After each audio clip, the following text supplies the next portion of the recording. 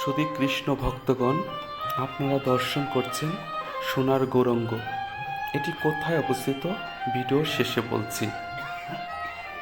আপনারা সবাই জানেন গৌরাঙ্গ মহাপ্রভু হলেন পরমেশ্বর ভগবান শ্রীকৃষ্ণের একজন অবতার এবং তিনি হলেন কলিযুগের সর্বশেষ অবতার। এই গৌরাঙ্গ মহাপ্রভু পৃথিবীতে আবির্ভূত হয়েছেন বিদায় আজকে সারা পৃথিবীতে হরে কৃষ্ণ নামের প্রচার হয়ে যাচ্ছে। হরে কৃষ্ণ কীর্তন আজকে সমস্ত বিশ্বকে মাতিয়ে দিয়েছে। হরে কৃষ্ণ কীর্তন মানুষ তার তাৎপর্য বুঝুক আর না বুঝুক, সেই কীর্তনের আনন্দে হৃদয় নেচে উঠছে।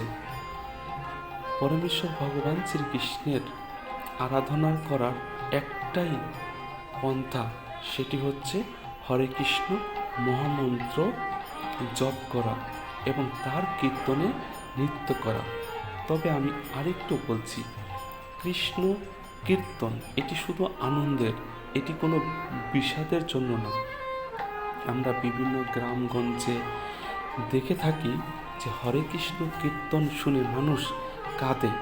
প্রকৃতপক্ষে হরে কৃষ্ণ কীর্তন শুনে কাঁদার বস্তু না, হরে কৃষ্ণ কীর্তন শুনে বরং নৃত্য করার বস্তু। তাই আমি সকল ভক্তগণের দৃষ্টি আকর্ষণ করে বলছি, আপনারা কৃষ্ণ গান বা কৃষ্ণের যে কীর্তন শুনে কেউ কাঁদবেন না, বরং যদি পারেন আনন্দে নাচবেন। ভগবানের নাম নিলে আনন্দ হয়, কখনো দুঃখ হয় না। ভগবানের নাম গ্রহণ করা কখনো দুঃখের না, সর্বদাই চিত্ত আনন্দিত হয়। আনন্দের সাথে ভগবানকে স্মরণ করতে হয়, ভগবানের হৃদয়ে বসবাস করতে হয়।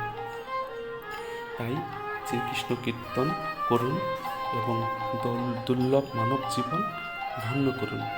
আপনারা যে গৌরাঙ্গ মহাপ্রভুর সোনার গৌরাঙ্গ দর্শন করছিলেন, এটি অবস্থিত ভারতের নদিয়া জেলার নবদ্বীপ ধামে অবস্থিত। ভক্তগণ ভগবানকে ভালোবেসে এই সোনা দিয়ে তারই প্রতিকৃতি বানিয়েছেন এবং ভক্তগণের দর্শন করানোর জন্য। যদি ভালো লাগে ভিডিওটি শেয়ার করবেন।